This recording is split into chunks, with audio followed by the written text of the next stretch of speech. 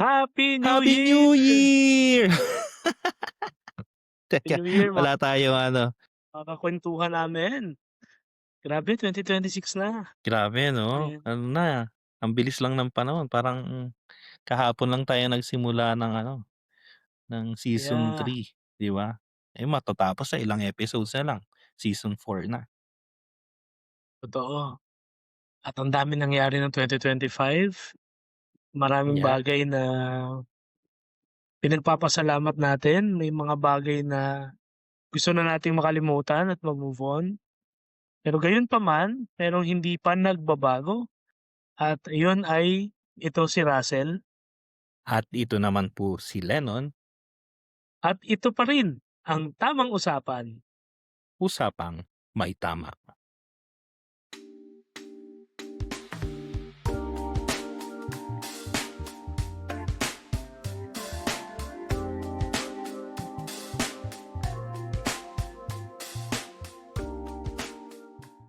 'Yan. So, New Year pre, 2026, ano bang mga nilu forward mo sa bagong taon? Well, secret muna, hindi, Ay, joke lang. secret pa ba yun? Akala ko naman Yeah. alam na. Looking forward for two, 'no, mali pala yung preposition ko. Looking forward to better career opportunities for me. Looking forward also to the continuing clarity in my vocation, yes, talaga naman. And looking forward sa ano, sa mas improved na public services and mas genuine na enlightenment para sa mga kababayan natin. 2025 has revealed so much to us. Parang kung hindi dahil sa mga political rivalries o hindi dahil sa mga petty rifts ng mga icons, hindi talaga magkakaroon ng gano'ng massive na collective awareness sa level o dun sa intensity ng corruption na nangyayari sa bansa, including and definitely severely involving our national budget, 'di ba? Kaya sa tingin ko it's something to really be more discerning about. Kaya yung ating ano, yung ating episode ngayon, it's more like light talks, pero alam naman natin na iba yung definition natin ng light talks. Light talks ng pang-ano, pang-inuman. Uh, we try to well, bukod sa personal natin, we try also to look sa greater scheme. Before mag-forward tayo doon sa societal na ano, na component. Ikaw Pads, anong nilu-look forward mo sa 2026 mo? Wag mo sabihing love life. Sayang yung sasabihin ko, hindi joke lang. Well, siguro ano, I'm looking forward to another year ng aking ministry. It will be my second year as a priest, 'no. So, looking forward to it, to live out my priestly vocation, to be faithful to my vocation, 'no. And also I'm looking forward of course sa ating mga future projects dito sa Tamang Usapan and Beyond, 'no. So gano'n na tayo, may gano'n na tayong ano, ano 'to parang Marvel ano, universe. Meron tayong ano, Tamang Usapan universe, 'no. So we are ano, ano lang 'to, sneak peek 'no, para at least naaano ninyo kung paano naglalaro ngayon yung, isip namin nila Russell.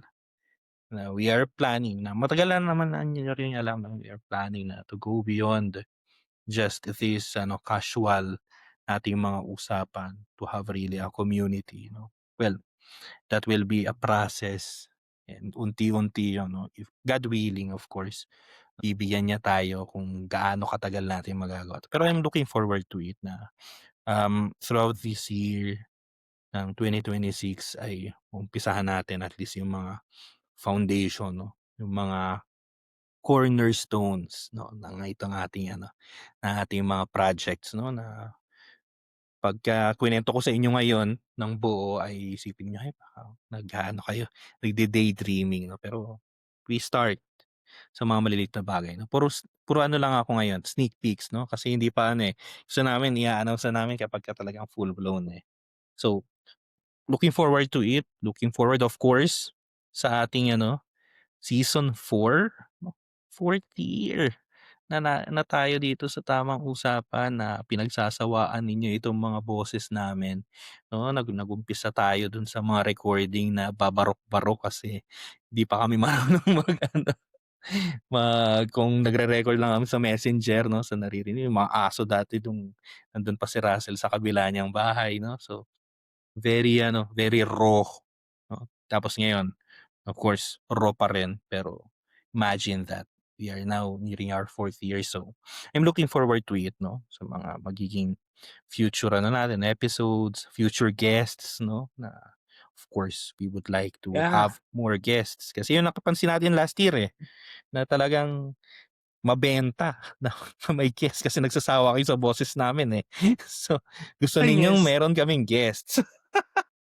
Hindi, at saka yung variety nung topics 'no, and eto nga Yeah, yeah. dugtungan ko na yun para hindi mawala sa momentum. It's also one way to soft launch 'no, our announcement and invitation to all, especially to our listeners na talagang, aktibong nakikinig sa ating usapan. We are praying about it, we are discerning continually, and we are planning to establish a group for Filipinos, Filipino Catholics with passion for education, with zeal in their prayer.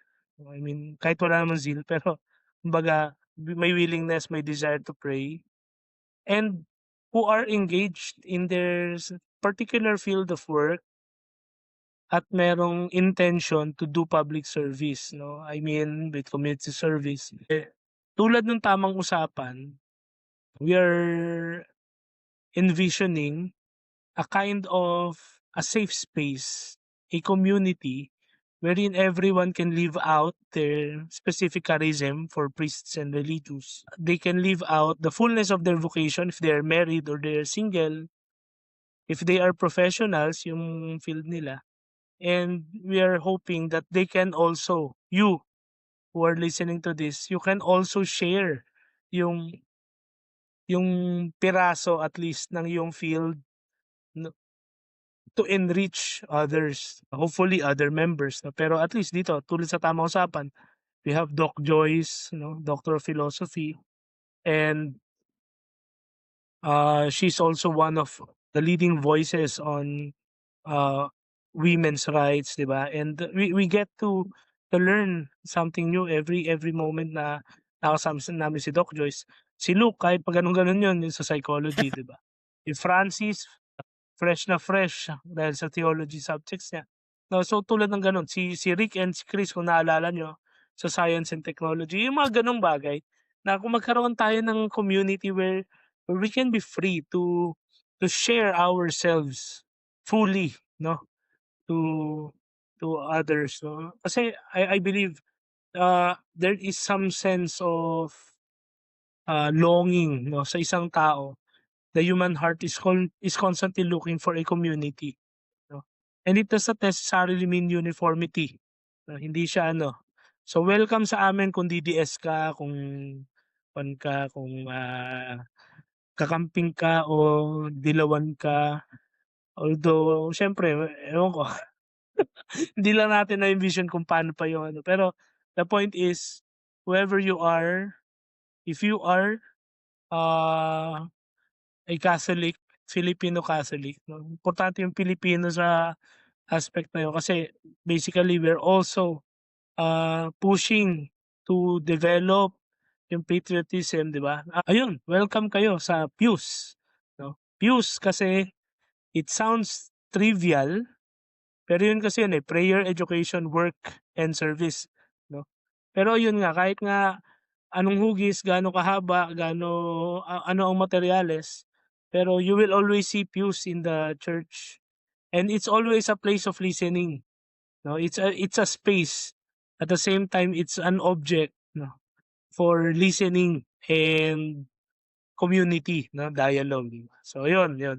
Yun yung ano namin ni Father Len.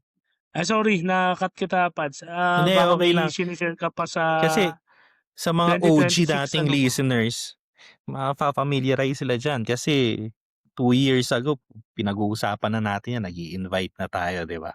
So, kita ninyo 'di ba, gano'n na katagal yung planning 'no? Kung meron niyang mga architect na nakikinig dito baka gusto niyo kasi nagpaplano na rin kami ng simbahan, hindi ano lang 'yan, tawag dito, Yeah, yeah. floating lang 'yan sa air. Anyways, yun nga, going back, yung mga nilu-look forward ko, 'yan, yung projects natin, sa personal life ko, yung vocation, 'no, looking forward dun sa aking ano, live out na aking vocation, na aking ministry in a wider level, 'no. Sa simbahan, well, I'm looking forward for the first full year of our new pope, 'no, Pope Leo the 14th. No, na as you all know, nag-start siya ngayong 2025, 'di ba? He was elected 2025. So we can say, no, in purely political terms, na itong buong taon ng 2025 and maybe the first half of 2026, maybe, ay still somewhat remnants kumbaga.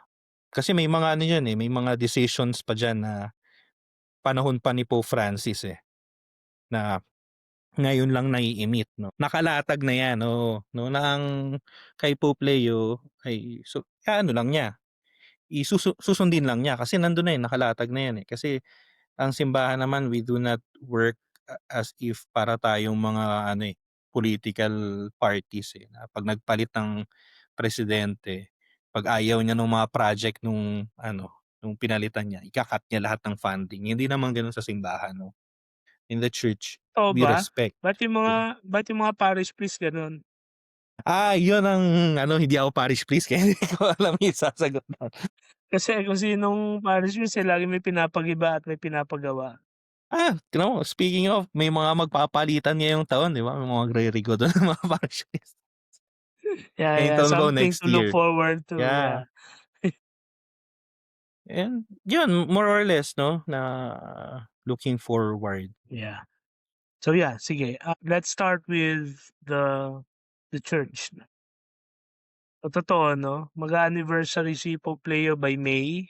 Still 'no, still the world, the secular world is still adjusting with a new pope 'no. Pero the way I can analyze 'no, sa secular na perspective, they are struggling in how to make sense of Leo. Kasi Yeah, as we all know, very darling ng mass media si Pope Francis, and in so many fruitful ways 'no, it helped the church, regain the esteem of the secular society. Finally, may mga gano'ng ano, may mga gano'ng grand statements on Pope Francis. Finally, the church is finally listening, and the church is finally humble. As if naman na hindi humble si Benedict XVI, for example, or si John Paul II, or si Pius XII, 'no. Pero may mga gano'n 'no, may mga gano'n. yeah, yeah. Then you have this, massive, hmm, hindi siya grand, pero massive siya in the sense of quantity and in pieces 'no, piecemeal reforms 'no, ng dating pope, and even until now, ah, dahil hindi pa gano'n ka-full yung reception ng lahat ng Tama, Catholics tama. across the world. So some of us are still getting affected by these, well, so to speak, reforms 'no, like Traditiones Custodes. All we can only feel is the restrictions, pero hindi pa natin ma-feel yung creative, adherence kumbaga 'no, na parang hallmark ng Vatican II 'no, for example. In the Curia, basically ito merong me ako personally, you may weigh in on this 'no. Hindi ako talaga fully naniniwala agad sa mga reports regarding Vatican. Kasi minsan, Mhm. ang tendency ako kasi dati ang bilis kong maniwala or mabilis akong mag-subscribe, talagang very subscribing ako sa any news, any updates 'no. Until may point in time 'no, I think this around ito ng boom ng digital era talaga na may agenda na yung bawat headlines, yung bawat reports 'no, tulad ng kay Pope Francis, parang sinabi niya ito, pero ang take na ng media very either exaggerated na opisyal lang tinanggal, may gano'n 'di ba? Yeah. Nagsuot lang siya ng sapatos na black parang, ah, tapos na ang imperial ano, papacy parang may gano'n 'no. Ngayon may gano'n din kay Pope Leo na parang, "Leo, canceled Francis rule." May gano'n, may mga mababasa kang gano'n and I think they tend to really go to the extreme and present some other agenda aside from the business of the truth. Pero yun, apparently, the way I've been reading, so there have been certain, revisions on curial, uh, admin aspects and I think it's a welcome development. We all know naman na Pope Francis was not perfect. Sabi nga, in the words 'no, borrowing the words yung panganay na kuya yung panganay na kapatid ni Pope Leo, he really went too far. So so so parang yeah, so may mga gano'ng sentiments 'no na parang, so since well, he's a Jesuit. So medyo may mga ni-recalibrate na lang siguro 'no. Hindi naman totally ni-revise o nirepaso ni Pope Leo. Pero more on recalibration, especially on the administration of the Curia.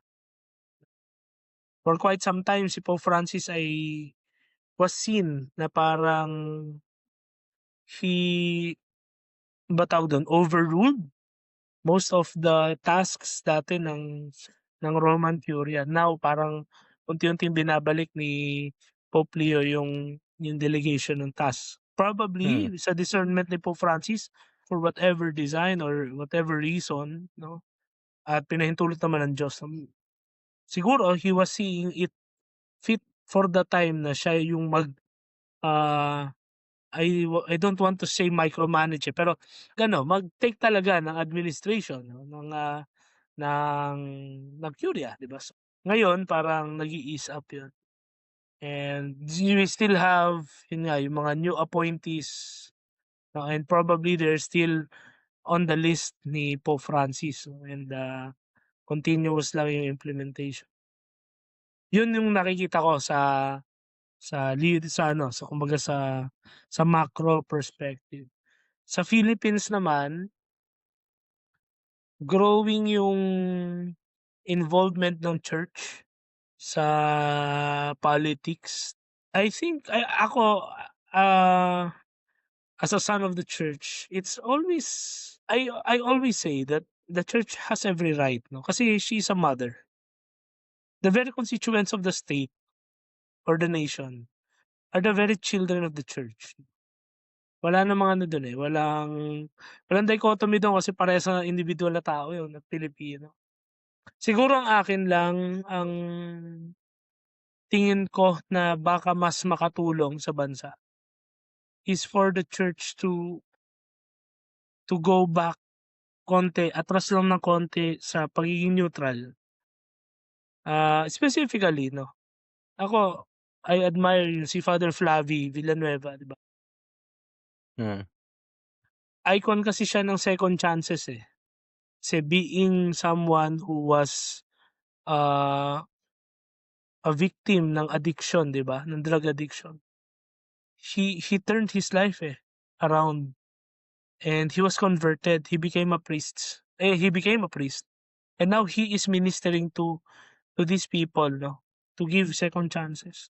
Kaso lang yung kanyang involvement dito sa filing ng bulto-bulto ng kaso against the Vice President 'no, sa Ombudsman, he left a remark 'no, na para sa akin as a Catholic, as a Filipino Catholic, medyo it doesn't sit right with me kasi sabi niya, "Hindi kasi it's my duty, kasi pari ako ng simbahan and it's what the gospel teaches."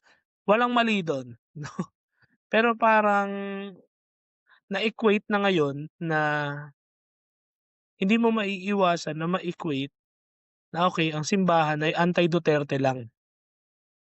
Kasi yun din yung narrative na pino-project ng pro-Duterte na the church is okey, dati anti-Marcos ngayon anti-Duterte lang kayo, okey na sa inyo yung Marcos bigla, may gano'n, 'di ba?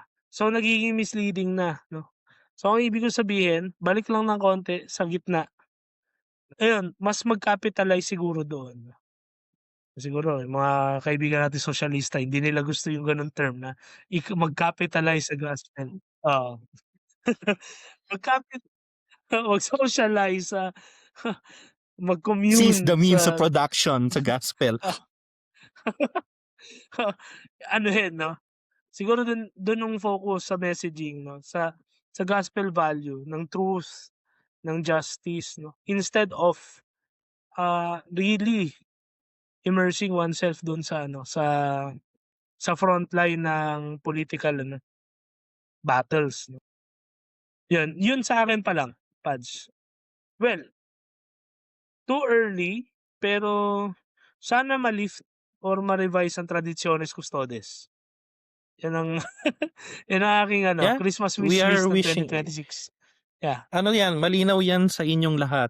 Lahat kami dito sa tamang usapan. Kung in-invite natin si Doc Luke, baka mas ano yun, mas passionate yun na sana ma-lift na, tanggalin na ang draconian rule ng Traditiones Custodes. Sa mga yeah, um, not really in the know, so Traditiones Custodes was a motu proprio document of Pope Francis na highly restricted the celebration of the traditional Latin Mass as we know, no? Yung extraordinary form ng misa, no? Yung iba tawag ng Latin Mass. So, nagkaroon na tayo ng mga episodes about sa Latin Mass. And as you know, we are not denying the validity of our quote-unquote normal Mass, yung ating ordinary form. We are not denying the validity of the Second Vatican Council. But also, we have to recognize no, yung needs ng mga tao na they really are being nourished sa ano, older form ng liturgy. No? Kasi nga, kung magsasabi ka na dapat meron kang pastoral care sa mga migrants, sa mga non-Catholics, no? Sa mga protestante, sa mga LGBT, how much more, di ba? Mga Catholics na gusto lang naman talagang i-live out yung kanilang ano, yung kanilang yeah, faith. yeah, Nagkataon lang na traditional liturgy ang ano, ang kanilang yeah, nakamulatan. nakamulatan, 'di ba? Oo, So, nakamulatan sana at i-lift na 'yun, nakahumalingan, yeah, yeah, yeah. 'di ba? So, that's sa church 'no. Sa ano naman pre, sa Pilipinas 'no, ay yung glad na nabanggit mo 'yan, eh. Kasi medyo opinionated din ako diyan sa issue. Kasi ngayon napapansin ko 'no, grabe inaatake nila palagi si ano, si Father Flavi 'no, tapos inaatake na rin nila ang simbahan ngayon. Yung ginawa ni Father Flavi is good 'no, kasi it was prompted by his conscience. His conscience said na, "Teka may injustice, so kailangan kong i-denounce," 'no. Ang problema doon, kasi dun sa kanyang statement na, "I'm doing this because I'm a priest of the church." Ang problema dun kasi first, ang trabaho ng pari 'no, ay mag-sanctify, 'no. So ibig sabihin, it's not really because you are a priest of the church. Rather, I will say na ang tamang ano dun ni Father dapat, I'm doing this because I am a baptized Christian. At bokasyon natin mga Kristiyano na maging propeta 'no, to announce the good news and to denounce injustice. Bokasyon natin yung mga Kristiyano. So karapatan niya yun hindi lang bilang Filipino citizen. Trabaho niya yun bilang Kristiyano 'no. Bawat isa sa atin puwede tayong pumirma dun sa kaso na yun dahil yun ang hinihingi sa atin ng ating konsensya bilang mga Kristiyano halimbawa 'no. Now, people well, mahirap kasi talagang mahiwalay sa Pilipinas yung pulitika, tapos yung religion 'no. Kaya ang daming mga Katoliko na ano, na pro DDS for example. Tapos, "Ay naku ang simbahan ano, kalaban ng hustisya, kalaban ng ano, kasi si tatay lang ang nagbigay ng ano." Tapos puring-puri sila dun sa mga disiplinado raw, 'di ba? I'm just sad hearing that 'no. I mean, so you mean to say na mas importante sa'yo yung iyong political idol kaysa sa religion mo? Ano ba talaga ang religion? Ang religion hindi lang naman yun ano, eh, religious affiliation, eh, na Roman Catholic ka, na Protestante ka, na kung anong kulto ka. No, no, no. Religion from the Latin, 'di ba, religare is something to hold on to. Kumbaga nasa bangin ka para hindi ka mahulog. Mayroong ano, 'di ba, yung panghahawakan mo. Yun ang religion, eh. At yung pinanghahawakan mo na yun para hindi ka mahulog sa bangin ay tinatawag nating Diyos. So mas importante sa'yo ngayon yung political idol mo kaysa sa Diyos, medyo, may problema tayo dun 'no. Now, it's possible na magkaiba kayo ng iyong pastor, ng iyong, parish priest, ng iyong bishop ng political, affiliation o ng political ideas. That's very possible, we are living in a democratic society. Dapat nating matanggap sa sarili natin na magkakaroon ng mga tao na iba ang political ideas kaysa sa atin. That's one of the problem, not only of 2025, but I think, and I will dare to say, starting 2016, no? 2016, 2015 maybe, no? Nung umusbong, hindi lang sa Pilipinas, yung mga populists, internationally. So, bigay tayo ng ano, isang maikling ano, background sa history, recent history. By that time, nagkaroon ng Brexit na tinatawag, no? Na yung UK ay umalis sa European Union, no? By that time, the well, ang ngayon na re-elect na president ng United States, no, si Donald Trump, was elected with a campaign na ang promise niya is really to make America great again, no? So yung populism na yun, meron gano'n. Nagkaroon tayo kahit sa simbahan 'no, na synodality, synodality na bring the power to the people, 'di ba? So, lahat ano may I mean hindi ako nagju-judge na masama ba ang populism o hindi 'no. Pero we can see from that time 'no, na umusbong yung mga populists. And of course, I mean, whether you like him or not, of course, the former president Duterte, Rodrigo Duterte was a populist 'no. He campaigned na papatayin ko yung mga yan, lilinisin ko Pilipinas in 6 months 'no. That type of campaign makes a person a populist 'no, na hinihilot niya kumbaga, hinihipo niya yung pangangailangan ng tao at the moment 'no. So now, what I'm saying is that dahil dun sa ating ano, hanggang ngayon 'no, ng populism, we tend to think na so dapat yung akin lang political idea ang katanggap-tanggap. Kapag iba yung idea mo, hindi na tayo magkaibigan, hindi na tayo magkamag-anak, kakalimutan na magkaaway na tayo, bobo ka na. Both sides, I'm not saying na mga ano lang, mga DDS lang o mga ano lang, pinks lang o mga loyalista lang. No, no, no, lahat ng sides gano'n tayo na ngayon mag-isip, eh. And that's very sad 'pag pumunta ka ngayon sa parish level, sa diocesan level, na you see people say pakita nila yung pari nila ay ito ano anecdote, hindi ko naman natoka kasi hindi ako natokang mag-misa ng ano, eh, Gaudete Sunday. Pero may natokang mag-misang Gaudete Sunday, naka-rose vestments. Nagreklamo yung mga tao kasi raw may kinakampanya raw na pulitiko. Sabi gano'n na lang ba tayo kakitid ng utak mga kaibigan, 'di ba? Una, hindi mo alam na that's a liturgical color. Second, gano'n na ba ka-ano ang simbahan sa Pilipinas, ka-identified sa isang political party? As a church, we have to really question ourselves. Bakit tayo gano'n naka-identified sa isang political party? The church has never been a political party.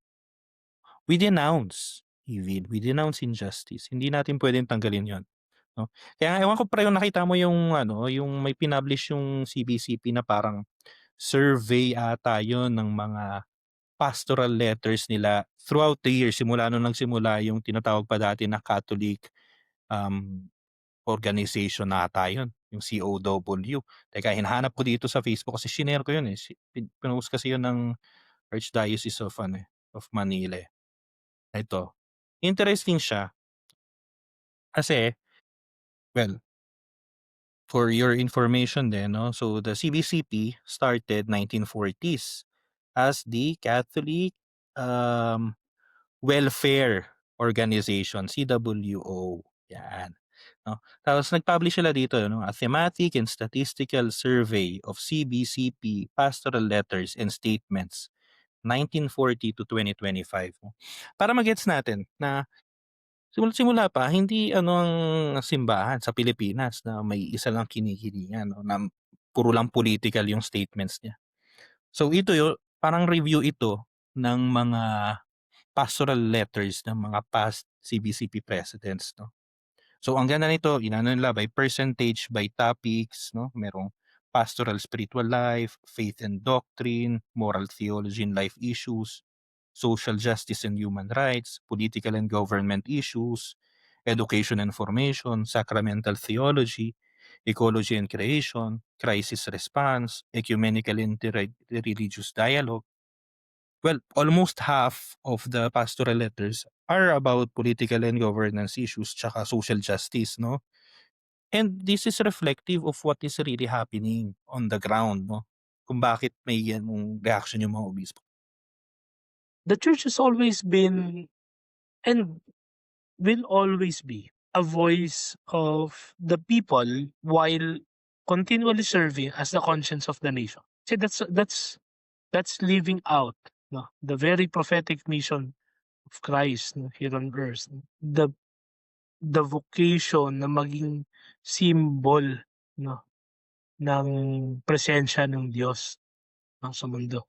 And some of you will ask, or will tell me or will even confront me even kung tayo ay magkasama sa inuman o magkasama tayo sa isang umpukan, makasalanan din naman ang mga pare, 'di ba? Or, may corruption din naman sa simbahan, may politika din sa simbahan. We are not denying these things 'no, kasi still, while it is an institution founded by the divine, it's still composed or comprised by human people, by humans 'no? There's always imperfection. The problem, no, and let me just say this, no, with much respect, no, sa office na hinawakan ng dating presidente. At the same time, with respect to you who are our friends, no, probably listening to us. The issue, no, my personal issue, for example, with the policies of the former president, is not totally about uh, yung yung political divide na meron akong kinikilingan 'no. Hindi nga ako nakaboto kasi deactivated ako kasi you know what, noong 2019 nasa seminaryo ako, nasa Mindanao ako, hindi ako nakaboto ta's isang botohan lang pala, nagkaroon ng barangay election yata no'n. Wala, hindi ako nakaboto.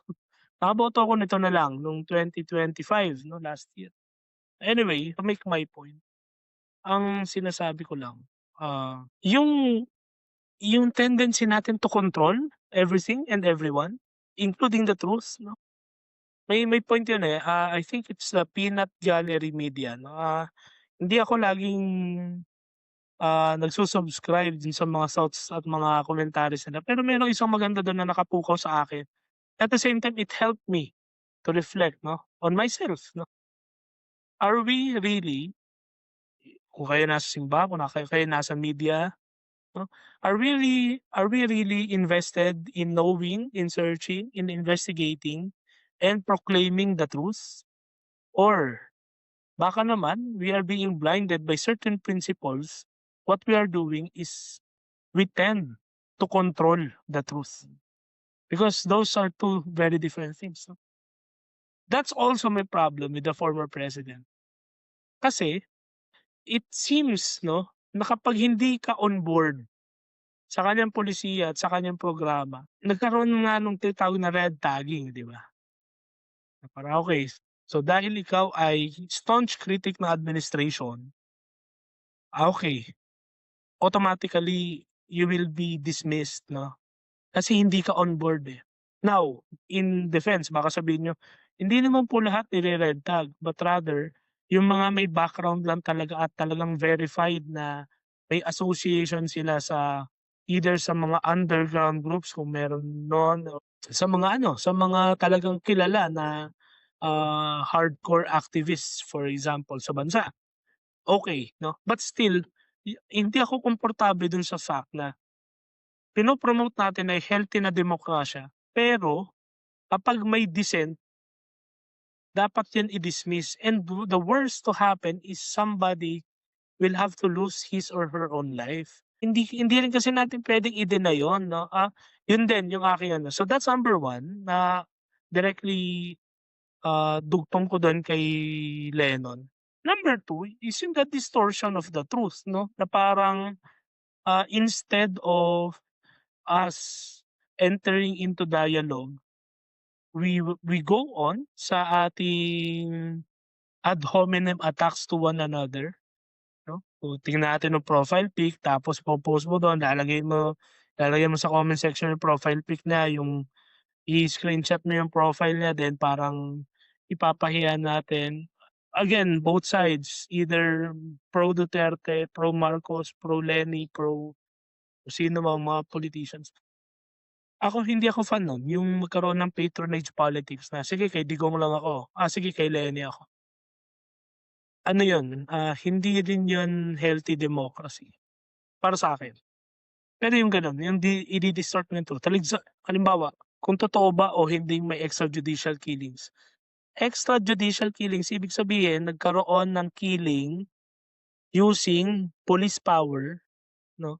Police power, hindi ito yung police na PNP but rather the capacity of the state 'no, to enforce laws, 'di ba? So, dapat yun within the bounds of the law. Kaya siya extrajudicial kasi extra, labas, judicial, husgado. So, walang basbas na husgado, walang desisyon ng korte 'no, and yet it happened 'no. Kumbaga hindi legal, hindi dumaan sa legal na paraan, walang due process na tinatawag, nasa Bill of Rights yun. Hindi puwedeng bigyan ng due process ng batas, kasi yun ay fundamental na karapatang pantao. So, anong ginagawa natin? Hindi, i-di-dismiss natin, or worse, i-de-demonize pa natin. Halimbawa, genuine na biktima. Meron nga yung mga biktima na bata, 'di ba, tapos parang sinabi, "Ay hindi, collateral damage yan ng war." Paano niyo naaatim sabihin yun bilang bilang Pilipino na may nanay, may tatay, may anak o may kapatid na bata, parang 'di ba? And bilang Katoliko, kung Katoliko parang paano mo maaatim sabihin yun na, "Hindi, okey lang yan kasi ano, ganun talaga ang war, merong collateral damage." No one no one intends to wage war in the first place until it was raised up by the former president. Again, I'm just trying to be objective, mga gano'n. Number three, the distortion of values 'no, yung cheapening ng values natin. Yes, hindi tayo perpektong bansa, hindi tayo perpektong lahi 'no, pero for the longest time, yung regard natin sa kababaihan, marami sa'tin may mga sexually deviant possible 'no, na na-develop over the years, deviancy. Pero hindi siya gano'n na alam mo yun, na-express 'no, taboo siya, dahil nga sa conservative na atmosphere natin until we have someone na nagjo-joke on sensitive things or traumatic things such as, well, pardon for the word, 'di ba, rape for example, tapos mumurahin mo yung Diyos, 'no? Ikaw bilang Pilipino Katoliko parang paano ma-atin yun na idol mo, minura yung Diyos, minak niya yung ultimate sign of love ng Diyos, shown in the passion, death, and resurrection of Christ, 'di ba sabi niya, "Iay na Diyos yan, pinako sa krus. Huwag na lang kayo diyan, sa akin na lang kayo." And some of you will defend siguro na, well, it's just a joke. Pero kapag nag-joke on him, you get offended. Yun yung ano, yun yung mapapansin mo, gusto ko lang ilagay yan sa perspective na parang ako, I know where I stand. At some point over the years 'no, and thanks to my philosophy formation, my seminary formation, and ito dahil sa tamang usapan, being with my friends 'no, being with people older than us also to mentor us. We have to think again. Hindi sapat yung ano, yung i-accept lang natin i-accept. Ako gano'n ako nung college ako. Para akong open ano, plaza, para akong agora sa sarili ko na parang I welcome every kind of idea. Pero hindi, kailangan natin mag-grow 'no. And until then na tayo ay nagiging kritikal na, kahit sa mga mahal natin. Kung mahal niyo si Pangulong Duterte, go. Kasi konsensya niyo yun, Mahal niyo si Bongbong Marcos, go. Kung mahal niyo si Leni Robredo, go. Pero the moment na you are asking, you listen to everything they say and you listen to what they do not say, that's different. So yun ang issues ko actually kay Digong. Klaro naman yun even before I entered yung una kong trabaho sa government. Parang hindi ko naman dinelete yung mga posts ko nun. I never hid it kahit nung 2022 elections, kahit hindi ako nakaboto. They know my preference. Pero never ko namahiya na never ako nakipagbardagulan online na bobo kayo at, masama si ano, hindi. I denounce what he did. I praised kung ano yung mga sa tingin ko magandang nagawa niya bilang pangulo, yung mga programa at tsaka at the same time yung interventions during COVID. Criticize ko rin kahit yung mga mga late night talks niya noon. Pero yun, we're talking about this kasi well, ang nakikita ko kasi pare, I would like to believe it's not only with the former president, even the incumbent president, and even the side of the former vice president ni Leni Robredo. There are groups, heavily mobilized groups, think tanks who are really there, trained professionals who are really working to actively shape public opinion. Yun yung ang akin 'no, sa 2026, sana mas marami yung maging neutral 'no, na movements and particularly calling on Catholics. Sure, ako believe naman din ako, totoo naman din malinis talaga yung track record ng former Vice President. Pero partisan kasi siya, partisan figure siya. Ang morality natin bilang Pilipino, especially sa politics, hindi naman sinabi na, "O sige Katoliko kayo, ako obispo niyo, ako parish priest niyo. 'Pag hindi kayo pink, hindi na kayo Katoliko." Wala tayong gano'n sa morality natin. Konsensiya yung batayan kasi natin, 'di ba? The more sensitive we are sa boses ng Diyos, the more sensitive tayo sa gusto niya sa dapat nating gawin. And paano natin malalaman yun? Hindi primary reference ang obispo o ang pare. Ang primary reference natin, yung konsensya natin na nade-develop sa ano, sa panalangin, sa liturgy, sa pakikinig sa salita ng Diyos, sa pagninilay sa salita ng Diyos. Sa salita ng Diyos makikita mo naman kung sino ang kakampi ng Diyos. Mahirap, sinabihan pa nga niya si Judas, "Ako hindi niyo nga ako laging makakasama, yung mga mahirap makakasama niyo hanggang dulo yan." 'Di ba? So yung preference ng Panginoon 'no, yung kaniyang favoritism towards the poor, sa oppressed 'no, sa mga nagugutom 'no.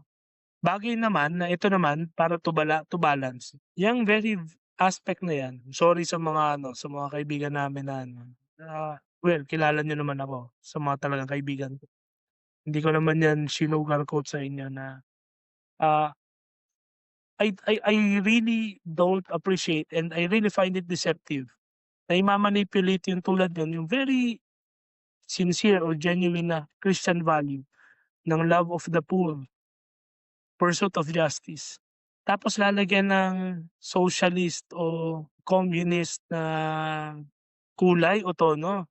Kasi it's never the intention of the gospel. It's purely to really serve the poor 'no, to really be the cause. Pero yung magkakaroon ng himagsikan at, magkaroon ng pagpapabagsak ng gobyerno at maging madugo at labanan ng estado dahil mapaniil, parang hindi ako ano dun, kung yun I respect it, I respect you for that. Pero to use the gospel as parang I find it ano, deplorable yun para sa'kin. Parang I cannot also leave my Catholic vocation, my Christian vocation kung gano'n. To balance kasi yung sinasabi nila na kapag hindi ka pro Duterte, ano ka, komunista ka.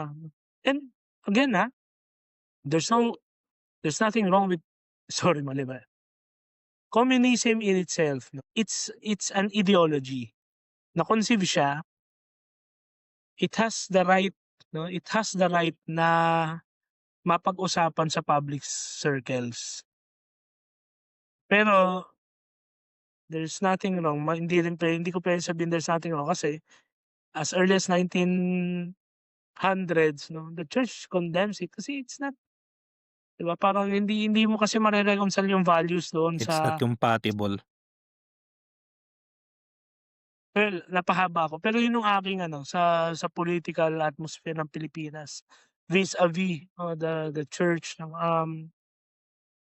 we really have to ano, to be more critical. The more na critical tayo sa mga opponents natin, the more na critical tayo sa mga idols natin. Kasi never meet your idols, eh, that's a problem, that's the illusion of idols 'no. Once you get to see them for who they really are, you will be disenfranchised and it's tragic.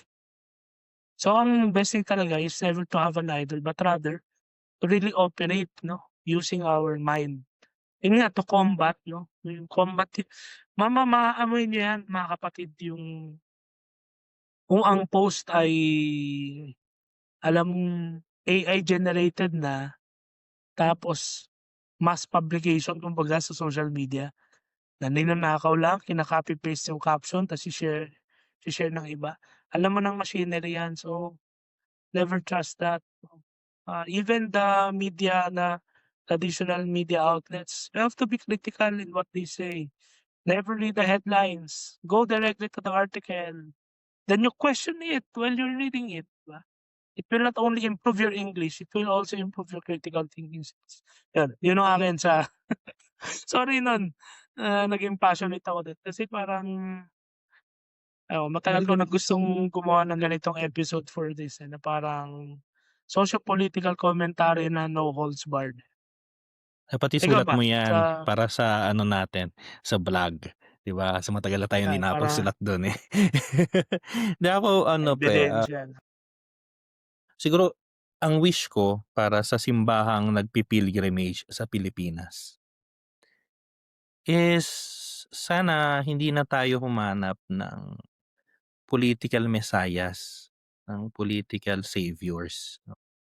It's common, hindi lang sa simbahan. Tayo, bilang mga Pilipino, bilang mga tao, when we vote because we are objectively in a deplorable state, 'no, compared sa ibang mga bansa.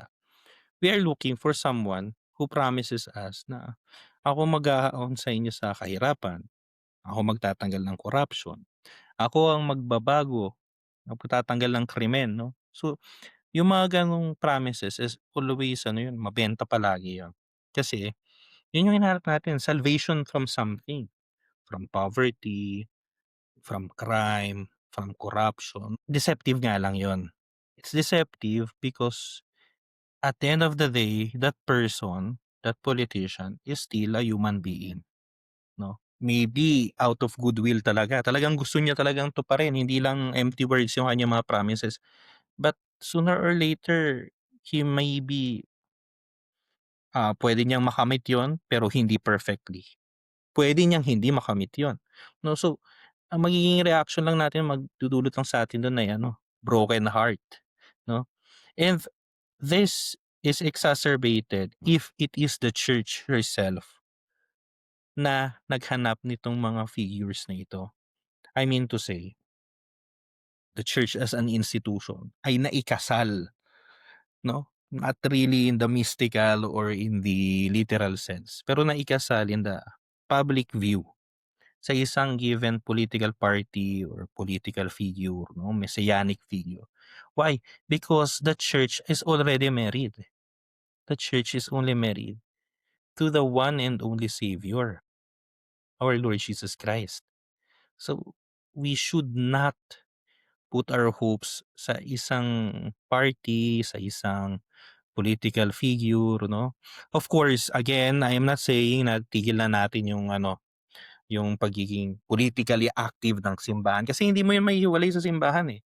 Trabaho ng simbahan na mag-denounce ng injustice kahit sino pang nakaupo. Kaya yung argument nila na, ngayon kasi anti-Duterte lang kayo sa simbahan kaya pro-Marcos na no, no, no, no. Trabaho rin ng simbahan sino mang nakaupo diyan na iko-condemn niya pagka mayroong injustice. Pero kapag mayroong magandang ginagawa, kailangan din niyang suportahan kahit sino yung nakaupo. And that can only be true kung hindi tayo ma-associate sa isang political party. Kasi once that happens, may alienate mo ngayon, hindi lang yung taong yun, pati yung mga supporters niya. As priests and bishops, we are pastors for all, not for some, no? Actually, mga parish priest halimbawa, they are ano, meron silang tinatawag na cura de almas. Responsibility nila yung mga souls. Nino? Ng lahat ng tao dun sa kanilang territory, sa parokya nila, kahit yung mga hindi Katoliko, 'di ba? Now, just imagine kung gano'n, ibig sabihin kung pati yung mga hindi Katoliko saklaw ng kanilang responsibility, paano pa yung mga hindi kapareho nila ng political ideology? So I think, a story actually came to mind, eh. When the old Marcos, 'no, the former dictator was in Hawaii, sa exile niya, and then he was actually already in his deathbed. According to the story, Cardinal Vidal, siya ang nag-volunteer na pumunta dun para magbigay ng last rites. Some hierarchs ng simbahan sa Pilipinas and some politicians ay kinokontra. Kumbaga, "Ba't ka pupunta dun? It will be ano, bad press." Kasi parang the church is already ano, nire-rehabilitate niya yung dating diktador. But what I think is the very exemplary na response ni Cardinal Vidal na we should hold on until now para sa aming mga pari, 'no. He said, yung kanyang response doon sa politiko at doon sa isang obispo na nagsabi sa kanya, sabi niya, "No, I am also his pastor. I'm going there not as a political figure, I'm going there as a priest." Nangangailangan yung ano, eh, binyagan yun, eh. Kahit na anong kagaguhang ginawa noon, binyagan yun. Nangangailangan siya ng ano, last rites, pupunta ako dun. Gano'n din sana tayo as a church now, 'no? Huwag tayong makasal sa isang political figure, isang political party, 'no? So, I'm saying hindi itigil yung mga, clergy for good government, yung mga trillion peso march, 'no, hindi itigil yun. Pero dapat maging malinaw sa atin na we are doing that because we are living out our Christian vocation, 'no, of prophecy. Pero hindi tayo nandoon para mangampanya sa isang political party. Kaya kapag may pumunta dun na, let's say for example, na may pumunta na pro Marcos o may pumunta na pro Duterte doon sa trillion peso march, you should welcome them if nandun sila to denounce corruption. Kung nandun sila para mangampanya, may dala-dala silang mga placard ng ano, ng kanilang idols, dun ka magsasabi na hindi. Pero hindi mo din sabihin, "Ay hindi kasi pro Duterte kayo, hindi kayo puwedeng pumasok dito, dapat dito ay mga ano lang, liberal party." Hindi tayo puwedeng ikasal sa ano, uulitin ko, hindi tayo puwedeng ikasal sa isang political party. First and foremost because that very political party na kung saan nag-associate ang simbahan sa Pilipinas is very anti-Catholic sa kanilang ano, moral proposals, moral laws na proposals. Exactly. Sila nagdadala ng abortion, sila nagdadala ng RH bill, sila nagdadala ng divorce, 'di ba? Yeah, Eh, hindi parang tayo puwedeng ikasal dun. I can't really reconcile that, 'di ba? And there's a saying, no, if the church should marry or those who marry the spirit of this age will become widow in the next. And the church kasi being of eternal, tawag diyan, origin kumbaga, no, because it was founded by Christ. It it ano, eh, natura niya na ma-outlive lahat ng generations, lahat ng parties, lahat ng dictatorship, monarchies, lahat ng atrocities sa Ideologies, society. lahat ng porma ng gobyerno, eh, Exactly. kahit demokrasya maa-outlib ng simbahan. Yeah. Now, let's go to the church now, as the church. Democratization of the church, what's your view on this? Parang, well, sorry, to some of our friends who are really active in the ano, in the ministry sa current na thrust, no, kumbaga na iniwan ni Pope Francis. What is synodality? The way it was defined, synodality is walking together. Pero to some who are, for example, in German synod, yun, mga Nag-iimbento sila ng sarili nilang dogma, ng sarili nilang doktrina. tulad nun, 'di ba, parang teka, walking together ibig sabihin wala ng obispo, wala ng pare, lahat tayo ay walking together and I find it confusing kasi why? Dahil 'pag convenient lang nagtatrabaho or working ang synodality. 'Pag medyo may conflict when it comes to administration and technicalities, hindi, eh. Magre-revert tayo sa traditional roles, eh, sa traditional hierarchy. So, what what really synodality is, no? And ikaw, pare, with Pope Leo, how is it going to be the direction of the synodal movement or the synodal agenda? Kasi, there have been reports, no, na I believe it's in the US, some are complaining that during the synod, dialogues, reports have been already pre-prepared or pre-ano na, nauna na, planchado na, isa-submit na lang. May sagot na And bago yung tanong. exactly, so ano pa yung point? Ano yung yung pagiging genuine nun, well, we're not questioning the wisdom behind it, but at some point we have to really ask kasi how can we contribute more fruitfully to the movement? Kasi kailangan may healthy dose ng skepticism dun, hindi lang siya blindly na just as much as they are constantly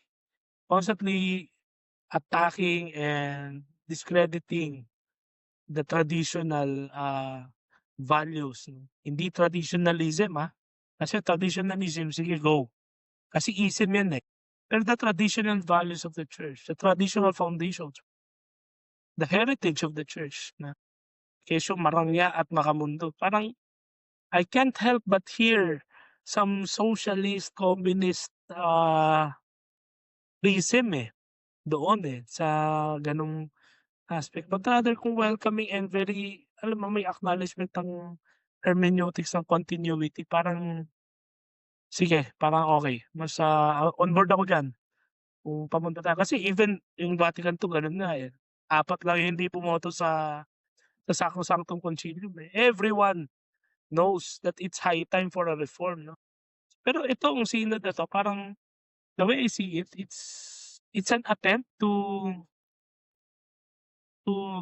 launch, 'no, to launch an initiative, 'no, that can pave way for a greater reform. Pero wala, eh, 'di ba? May pumipigil and I hope it's the Holy Spirit. Kasi 'di ba, I mean, I think we have talked about the ordination of women, some well, major issues 'no, in the life of the church 'no. Ikaw ano diyan? Well, personally, kasi for me, wala talagang nakakaunawa ng word na synodality. Hindi, pero ano lang 'yan, excursus. We have to recognize first before nung aking mahaba-habang comment, kasi I'm very opinionated on that.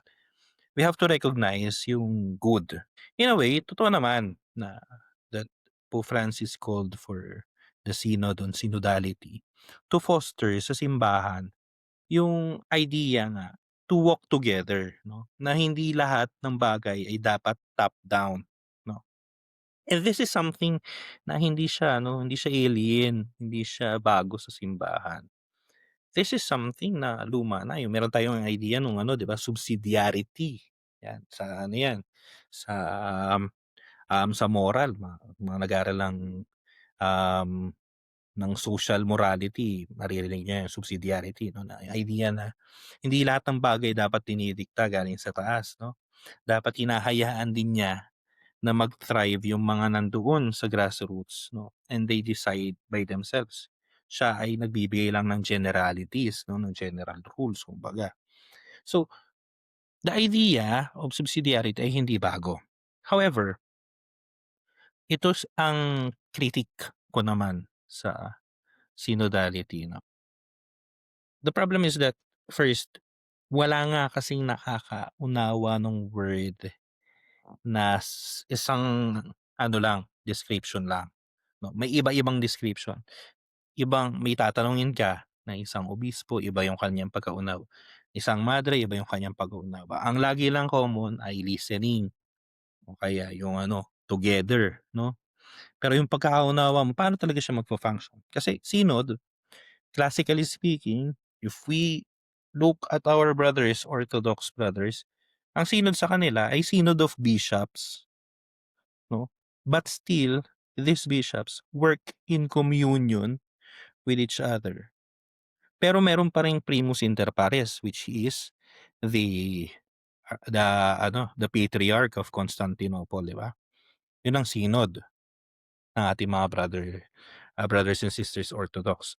After yung Second Vatican Council, nag-institute si Pope Paul VI ng Ordinary Synod of Bishops na kino-convoke kada 4 na ata o 3 taon, I'm not sure. Pero regular 'yon 'no, na sila ay magdi-discuss ng isang given topic, 'no, they will reflect on it, they will submit their reflection to the Pope, and the Pope will be, writing something out of that reflection 'no. So regular 'yon. Ang problema mo dito sa latest, sa Synod on Synodality, may ilang sectors, hindi lahat, I'm saying hindi lahat. Pero may ilang sectors ng simbahan that they viewed it as if it's a democratization of the church. Na pwede na nila ngayong ma-impose yung kanilang mga gusto na mangyari. Kasi majority wins eh.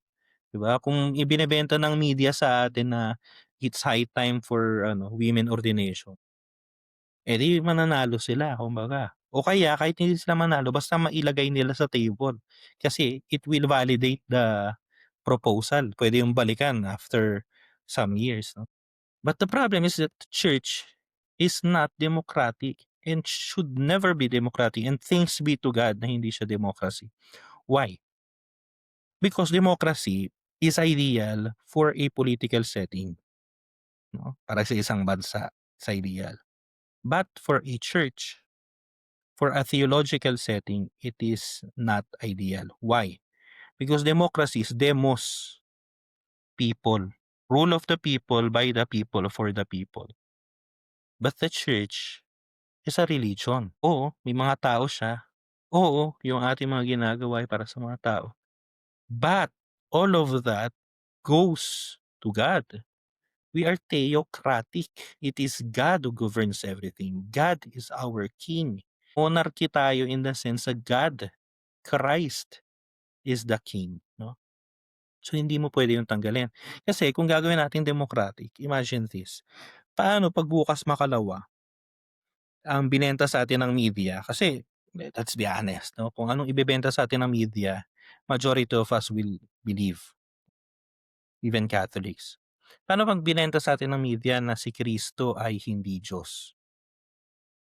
Halimbawa nung isang araw, tama nag-dinner ako tapos nanood ako ng pelikula. Lumang pelikula na, galing ata yun sa direktor ata yun ng ano, ng Star Trek.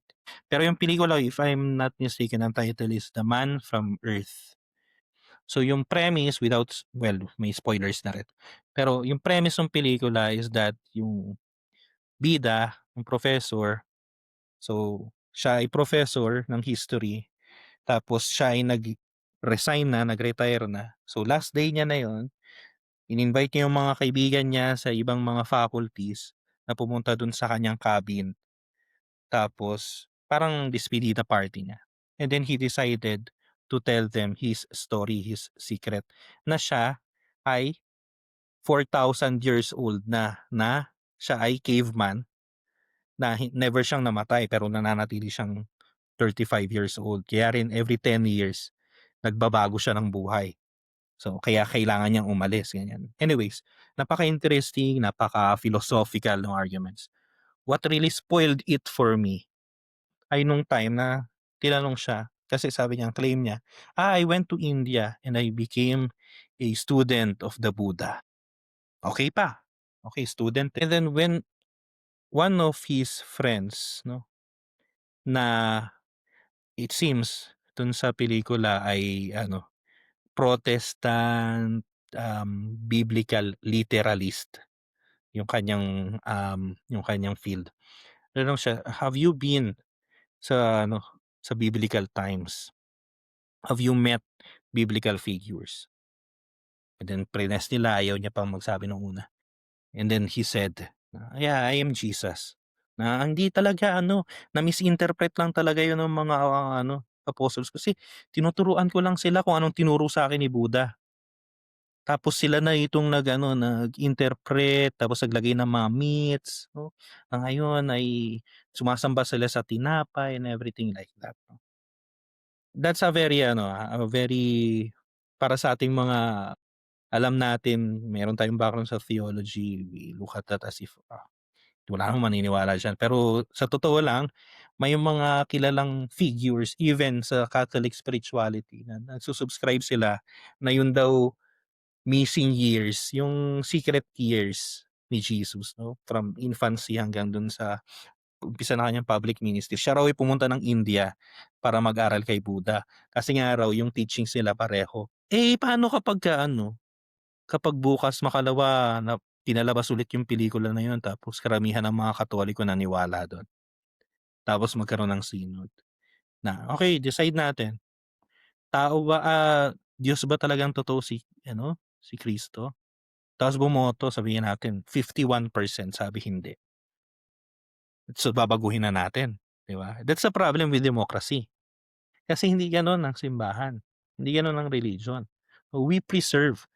Of course, merong tinatawag na development of doctrine na tinuturo ni Saint John Henry Newman na what was taught in the beginning is still the same thing, pero of course, mayroong development throughout the century. For example, sabihin mo kay Saint Peter na yung homoousios, hindi niya maintindihan 'yon, 'di ba?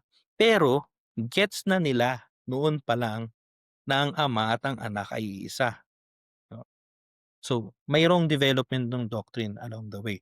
Pero never, never kang magka-cancel ng doctrine na kasi minana lang natin 'tong pananampalataya natin, hindi natin 'to iniimbento, eh. And that is why we are not and should not become democratic. Now, the thrust, that want to become more democratic sa simbahan, I think we can, ano yan, eh, makikita natin yan after ng mga ano, eh, ng world wars, ng dalawang world wars, 'no.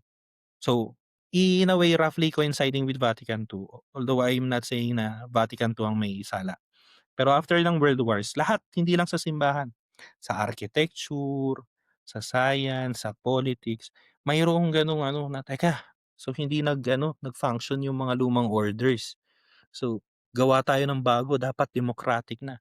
Tingnan mo, bakit hindi na tayo gumagawa ngayon sa architecture, ba't di na tayo gumagawa ngayon ng mga ano, ng mga magagandang, um, architectural ano, edifice 'no? Kasi dati ano yan, eh, firmness, beauty, function. After ng mga giyera, naging democratic. So ang kailangan mo lang, firmness and function. Later na yung beauty. Ba't wala na yung beauty? Kasi hindi siya productive. Wala siyang capitalistic gain. So dun ka dapat sa functional lang. Kasi yun ang hinihingi ng tao eh. Yun ang democratic eh. Ganon din pagdating sa liturgy. Bakit tinanggal mo yung mga symbols? Kasi hindi siya democratic eh. Kasi hindi siya functional. Yung productivity, yung capitalistic urge natin to produce, yun yung mas importante. Tinanggal mo yung contemplation. Maglagay ka nga contemplation pero niyayakap mo naman mga puno, 'di ba? So tinanggal mo lahat ng mga and then dun ko nakikita ngayon yung root din nitong movement, no? Although minority sa simbahan na gusto nilang gawing democratic yung simbahan as if mayroong parliament and they wanted na parang itong synod maging parang parliament. And even Pope Francis sabi niya, ang synod hindi yan parliament, hindi niyo puwedeng yan, i-consider yan na majority vote. Ang synod, diyan kayo magre-reflect kayo, makikinig kayo sa experience ng isa't isa, 'no. I think the main problem with the synod ay na beautifully expressed ni Bishop Barron. Sinabi niya na, sa synod nung nandun ako, it was a very beautiful experience kasi you will learn the experience of another person from another country. Maririnig mo yung experience ng mga Katolik sa Nigeria, 'no, bakit sila may vocations, bakit tayo wala pa. Then you can really reflect and compare. Pero at the time of decision making, hindi siya ideal for decision making. Sabi yun ni Bishop Barron. And I think that is the main problem with synodality, na synod lang. Now, what am I expecting in this current pontificate ni Pope Leo XIV, no? So far, ang nakita ko sa kanya yung nabanggit mo kanina Sel, yung mga slight reforms niya sa Curia 'no, na kanyang nire-reorganize o inaayos niya yung mga processes, is that because he is a canon lawyer, he has a mind na hindi rigid, he has a mind na organized. Si Pope Francis is very charismatic in the sense na siya, kung anong sumibol sa araw na yun 'no, yung inspiration niya sa araw na yun, yun yung Living in gagawin the niya, eh. moment kasi, Oo, 'di ba? living in I the think, moment. si Pope Leo is more organized. So, kita natin if you are aware sa mga ecclesiastical news 'no, na halimbawa, ginawang reform ni Pope Francis ang Curia, yung president ng governorate ng Vatican City State ay required na dapat kardinal. And then bago siya mamatay, 'di ba, a few months before siya mamatay, inassign niya as president ng governorate, ibig sabihin parang prime minister ng Vatican City State, ay isang madre, babae. So, contradictory 'yun sa batas, 'no? Pero Pope Francis is very charismatic. His governance style is like he is above the law, 'no? If you can dapat maunawaan niyo na I'm not saying na para siyang mamatay kayo lahat, parang hindi gano'n 'yun. He was above the law. So, may gano'ng fine tuning na kulang. So, pagdating ngayon ni Pope Leo XIV, just a few months ago, inayos niya, okey. So, meron ng babae na president, eh, di anong gawin ko, tanggalin ko siya tapos maglagay ako ng kardinal? Hindi ginawa niya, tinanggalan niya yung requirement na dapat kardinal, oo. So, inayos niya yung batas mismo. I think it was like that. So, I'm expecting na pagdating sa synodality, of course, I don't think na tatanggalin na niya kaagad yung synod committee, as if parang wala na, bago na papa, wala na yan.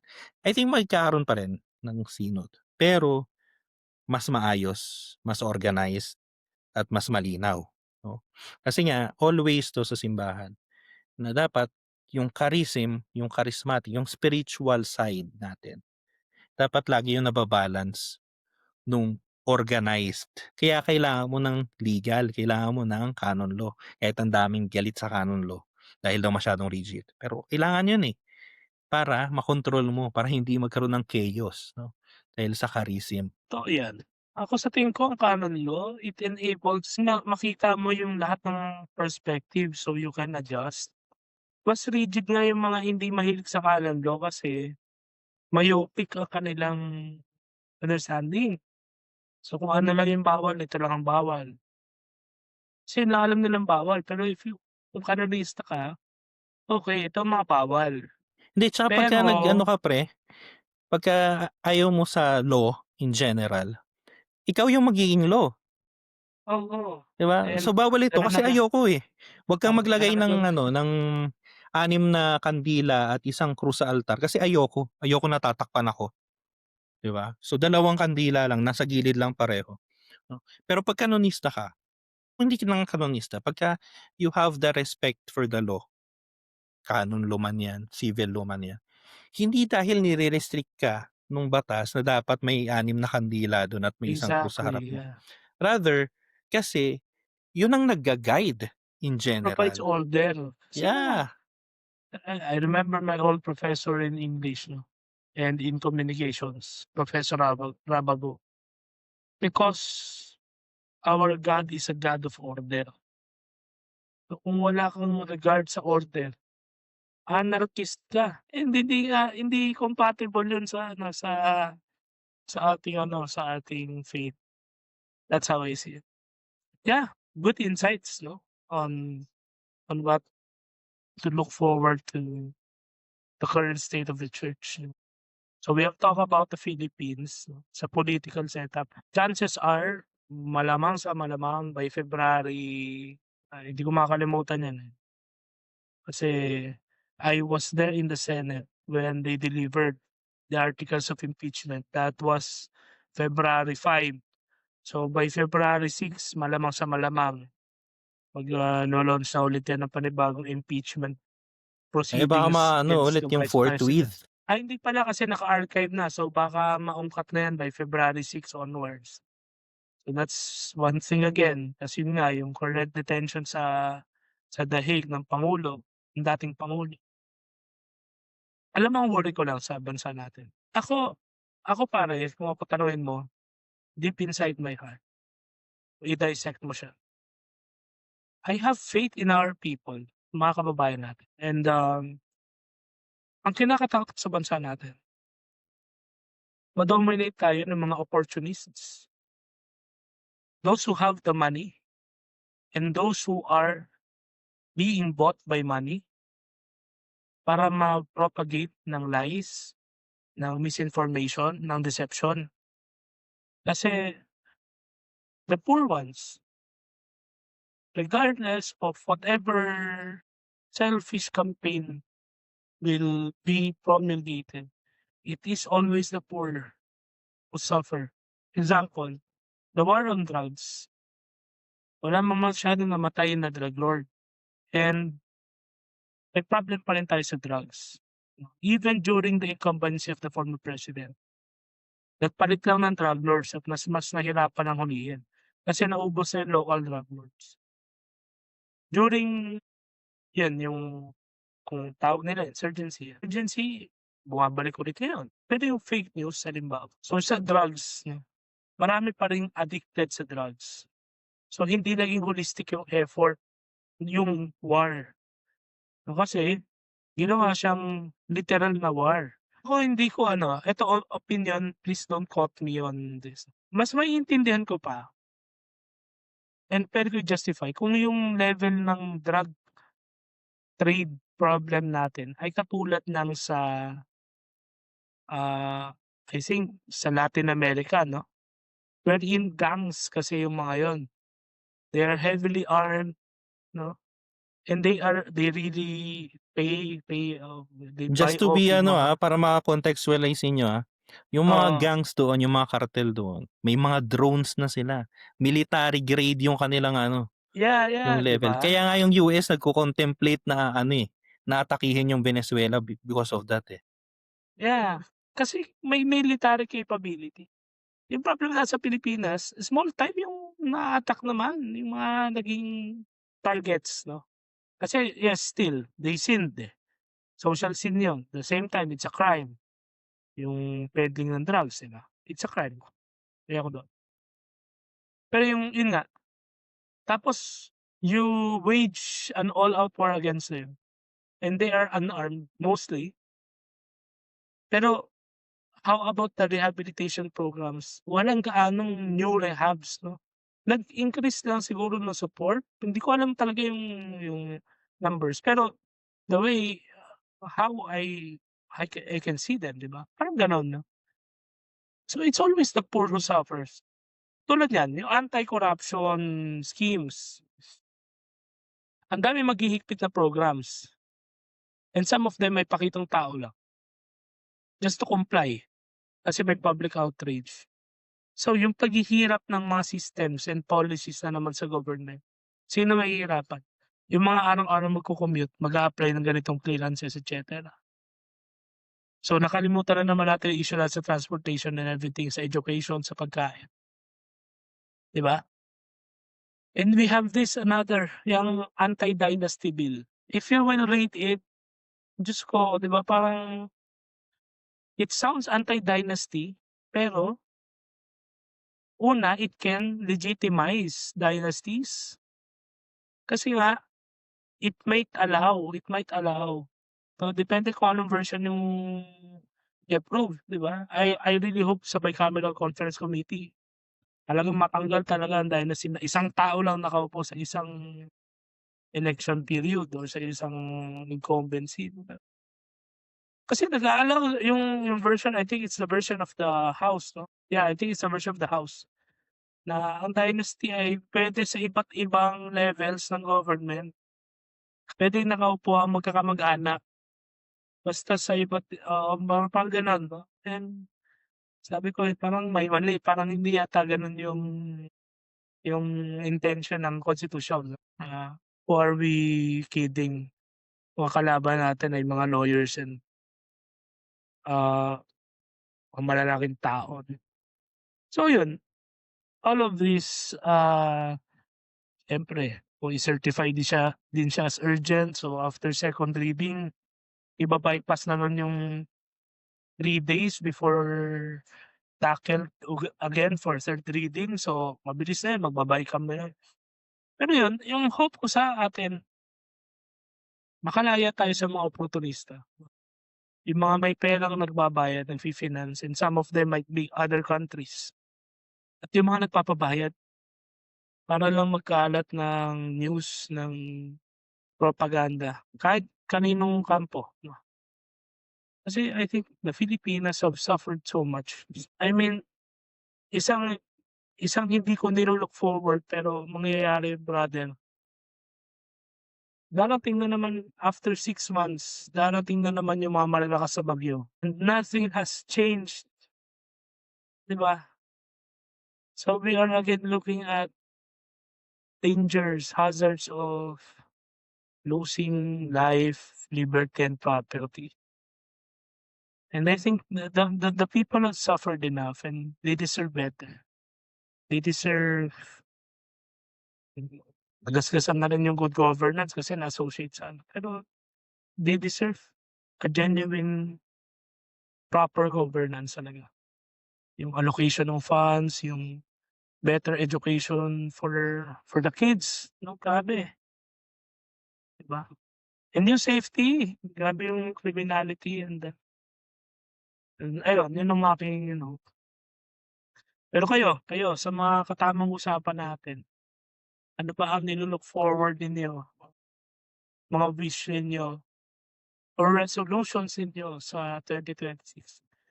This is just a snippet 'no, yung, tamang komentaryo lang, tamang kuro-kuro lang namin ni Lennon sa pagbubukas ng 2026 'no. Ang original naming plano ay tinatanong ko siya, anong year ba ang 2026? Kasi nga year of jubilee, year of hope ang 2025. Eh, 'di ba usually may year-year yun mula kay Pope Benedict. It was the year of faith, 2011, 'di ba, tas 2012, 13. Tas tayo nagpauso din tayo nung 10 taon na year 'no. So, may year of the family, year of the Eucharist, year of the parish pala, year of the laity, 'di ba? So yun, wala daw, merong year of the fire horse. Mga nagmumurang kabayo sa rally 'no. So Kayo, ano bang ano diyan, nakikita ninyo na gusto niyong pag-usapan din natin sa ating mga susunod na episodes? Mind you, after this month, magsasama-sama tayo ulit para sa panibagong season. Looking forward sa mga new hosts, co-host, new guests, 'no, na makakasama natin sa tamang usapan.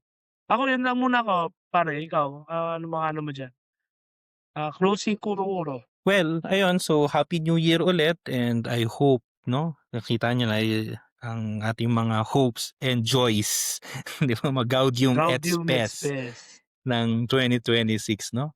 Sana mawala ng Traditiones Custodes, sana ay, hindi na tayo mag-ano, sana hindi naman ma-resolve pero mag-mellow down na yung political polarization sa Pilipinas 'no, that the church in the Philippines still continue her prophetic vocation without compromising her political neutrality. Na sana maunawaan na natin talaga ano ba talaga yung synodality, na ito ay hindi parliamentary politics. And of course, we hope that in this year, no, 2026, you will really live this year as a year of the Lord. Kasi yung nalilimutan natin kadalasan, ang 2026 hindi yan natatapos sa 6, yan natatapos sa AD, 'di ba? Anno Domini, Year of the Lord. So lahat ng taon simula kay Kristo ay naka-consecrate sa Panginoon, 'no? So let us live this year as if it is really consecrated to Christ, 'no? To God, 'no? Hindi natin 'to basta-basta lang na ano, isabuhay natin na parang ano lang, tsukar-tsukar lang. Anyways, so nandito na tayo, pahaba na tayo. So tapusin na natin 'to dahil tapos na kayong maglaba, tapos na kayong maghugas ng plato, at nagsasawa na kayo sa boses namin, 'no? So ito po muli sila, 'no? At ito si Russell, At ito ang Tamang Usapan. usapang may tama. Happy New Year Happy New everyone. Year! Bye-bye.